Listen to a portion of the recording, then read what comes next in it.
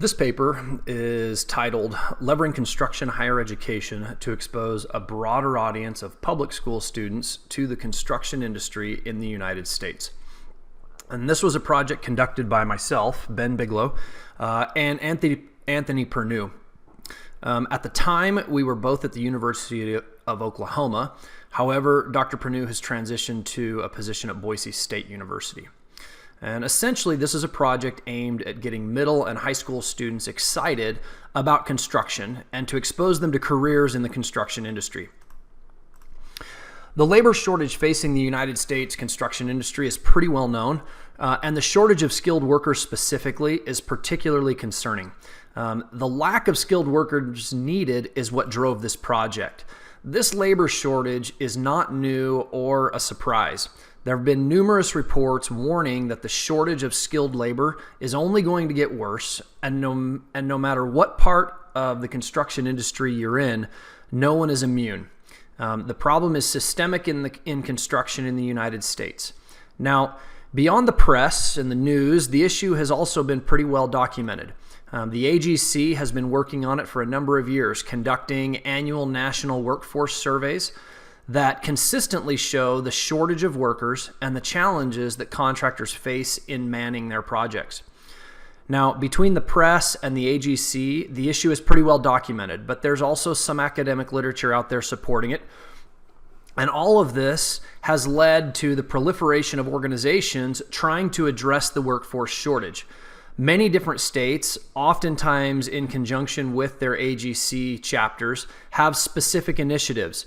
A few of them are in Alabama, Texas, California, and Colorado. Now, most of these work to let people know about job postings and just to promote the industry in general. But there's also organizations outside of the AGC working on the issue.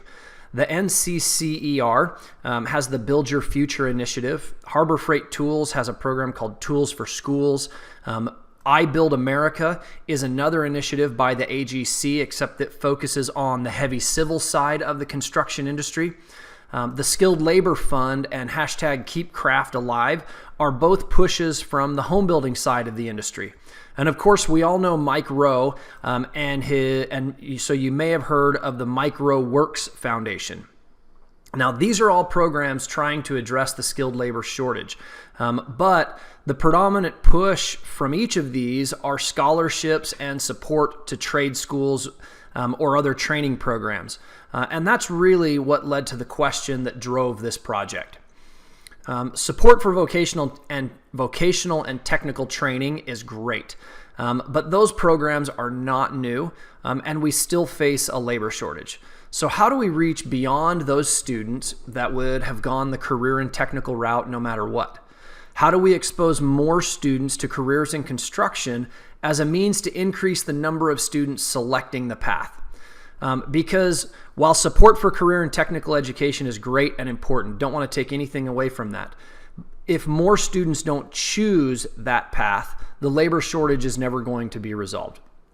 So the researchers hypothesized that once a student is making the decision to pursue a 4-year college degree or vocational and technical training, it's probably too late. That by the time a student is in 12th or even 11th grade in high school, they will already have a positive or negative perception of a career in construction. But on the other hand, the early years of elementary school is going to be too soon. So 5th through 10th grade was identified as the sweet spot to make a positive impression of construction-related careers and thus influence more students to choose career and technical training.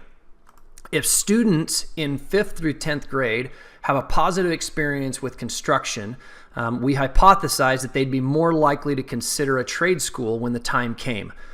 Now, beyond hitting the right age group, the keys to this idea were interaction and curriculum.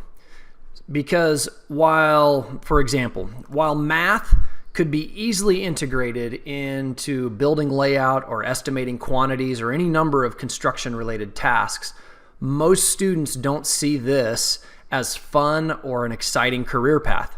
So the lessons plans have to have an activity that would make them more fun and memorable in a positive way. As for curriculum, the lessons had to contribute to what a teacher already has to expose students to. The content needed to contribute in a meaningful way to what a student is learning. So here's how the project played out. The execution happened in 3 different iterations. The first 2 were funded by the National Association of Home Builders. In the first one, I developed the lesson plans personally with the assistance of an educational consultant. The NAHB was happy with the outcomes, and so they wanted a second iteration. But we decided that students might have better ideas for engaging lesson plans than we did as faculty because they're only a few years removed from the grades being targeted. So they'd have a better idea of what types of lessons would be engaging. That iteration of the project was a learning experience in working with the students to produce the lessons and learning what type of support they needed to do so effectively. The third iteration, which is the focus of this paper, was funded by TEXO, which is the combined AGC and ABC in the Dallas-Fort Worth Metroplex. And it's where we produced most of the lesson plans. The NAHB funded lesson plans were also different in that they consisted entirely of electronic materials, whereas the TEXO lessons included a full kit with all of the necessary material and hands-on activities. So here's how the class progressed in producing these materials. So we created an elective class in the curriculum, and the first thing students did was spend 2 class periods learning about teaching and learning from education consultants and experts.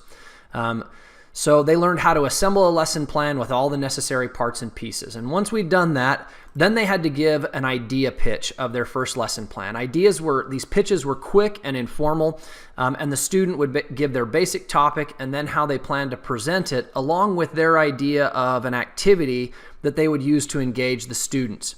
And they had to get approval of this before they could move on to the next step of a detailed outline. Now, the detailed outline just required them to dig a little bit deeper into their idea and make sure that it was feasible. But they also presented this to the class and went through a feedback session with all of the students giving positive and negative feedback on their idea and their outline. The next step was to teach their lesson to their peers in our classroom. So this was the first pilot of their lesson plans to see how they went. There was a feedback loop here before the next step where students went to teach in a real classroom. So they had to reach out to a local school of the grade that they had identified for their lesson plan and get permission to come and teach their class. After getting any feedback from the teacher of that class, final revisions were made and the cycle would start over because the students were required to produce 2 complete lesson plans in the class. Now, the lessons plans consisted of, first of all, a typed lesson plan in a 5E format, and 5E just stands for engage, explore, explain, elaborate, and evaluate. It's a pedagogical process for teaching effectively. Then they had to produce a script, so if a construction professional was taking this lesson plan into a classroom, they'd know more or less what they're supposed to say. Have any handouts or worksheets that were necessary, all the materials for activities with their instructions, and then their visual aids. And that was their complete lesson plan. The outcomes of the class and the lessons produced were really positive. The students liked the course. They reported back positively on it. The teachers gave really positive feedback on the lessons as well, which were both really good signs. But really, we don't have data at this time to tell if this has an impact on students picking construction for a career or not. So to wrap up the presentation, I just want to show a couple of examples of the lesson plans we produced. The first one was an electrical circuit lesson where students learned first about simple electrical circuits using these materials that we provided, and then they learned about what an electrician does, what that career looks like, what an electrical set of drawings look like, and then they were challenged to do more complex circuits. Another lesson was a marble roller coaster where students learn about basic science of energy, forces, and friction. And then they were given plans and they had to produce a marble roller coaster. And they learn about how if they don't build it per the plans, how there were failures in the process, how it didn't work out. Now, there's more details about these different lesson plans, but I'm out of time. We don't have formal Q&A, but feel free to reach out to me at bigelow@ou.edu if you have any questions or would like to know more about the project. Thanks for your time.